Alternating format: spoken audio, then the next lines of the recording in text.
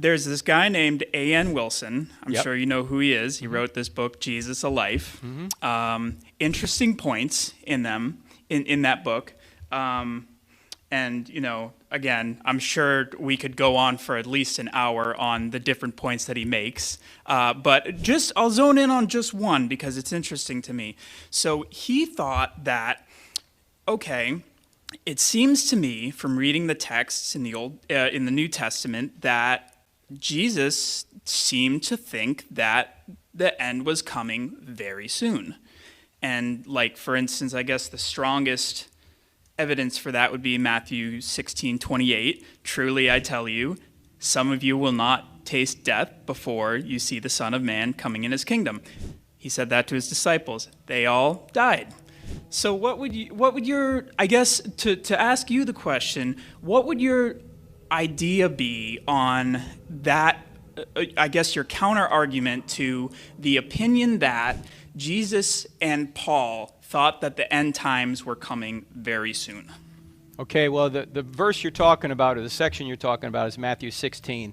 That's when Jesus is with his disciples at Caesarea Philippi, and Jesus asks Peter, who am I? And Peter says, you are the Son of the Blessed One. You're the Messiah. You're the Christ. And upon this rock, Jesus says, I'm going to build my church. And he's using a play on words there because Peter's name means rock. And there were rocks there at Caesarea Philippi where the goddess Pan was worshipped and all this. Anyway, there's a lot going on in that passage. And he says, some of you won't taste death until you see the Son of Man coming in his kingdom.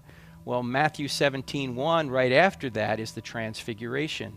And right next to Caesarea Philippi, because I've been there many times, is Mount Hermon, which is probably where the Transfiguration took place. So I think Jesus at that point is referring to his Transfiguration, that they would see that. So they didn't die.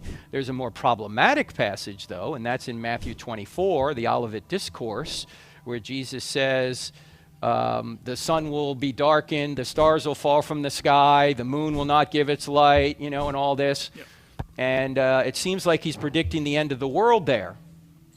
The problem for people who say he's only predicting the end of the world is that he's actually quoting from Isaiah 13. And Isaiah 13 is describing a judgment on Babylon using the same type of language.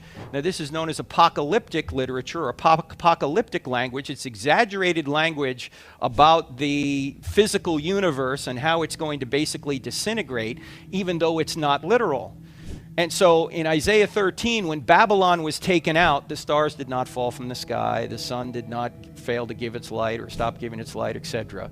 It was just an exaggerated way of saying it would be a calamity on them. When Jesus is saying that in Matthew chapter 24, what he's saying is there's going to be a calamity. The Son of Man is going to come on the clouds with great power and is going to judge this generation. He says, before this generation passes away, all these things would occur. He said that in about 30 AD or 33 AD. A generation is 40 years. It happened in 70 AD. Because he came as a judge, and in the Old Testament, Yahweh would ride a cloud in judgment. So when Jesus says the Son of Man will come in judgment, riding on the clouds, that meant he was coming in judgment. And in that case, it was the Roman army coming in judgment on Jerusalem and on the city, and that state did not exist again until 1948. So the judgment did come. Now he's actually talking about a two-tiered prophecy. One is a short-term prophecy that's going to happen in that generation, and he's also talking about the end of the world to a certain extent, because in the parallel passage over in Luke, when he's talking about the Olivet Discourse, it's not called that in Luke, but it's the same kind of thing. He says, if you're in Jerusalem, flee to the mountains. All right, ladies and gentlemen, if it's really the end of the world, does it make any sense to flee to the mountains? No, that's going to be gone too.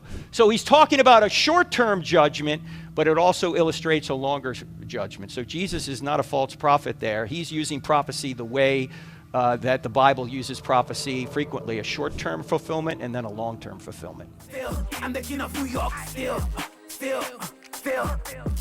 And we're doing no cardi, just